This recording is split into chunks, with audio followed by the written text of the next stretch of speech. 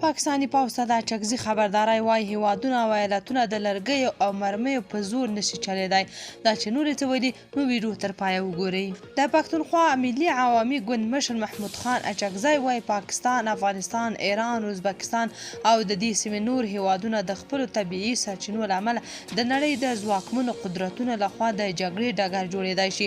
اچکزی وایي چې هیوادونه او ایالتونه د لرګیو او مرمیو په زور نشي چلیدای.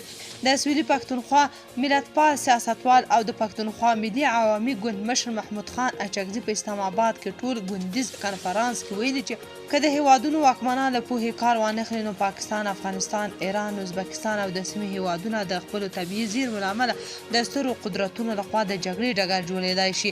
نوموړي ویلي زموږ دا سیمه به زموږ د سرچینو له امله د مستو غویانو لپاره د جګړې ډګر شي.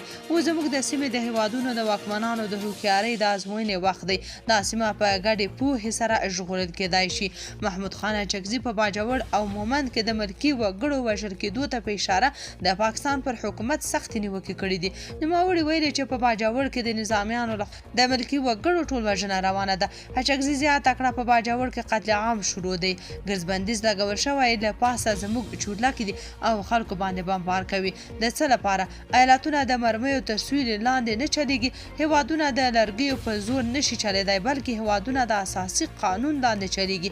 او که داسې خپل سړی دوام وکړي نو هیواد به د ټوټه کېدو خواته لاړ شي. په اسلام آباد کې د پاکستان د ټول ګوندیز کنفرانس پر مهال د نورو ګوندونو غړو او مشرانو هم د شهباز شریف پر حکومت، پوځ او عدلي ادارو سختې نیوکې کړې دي.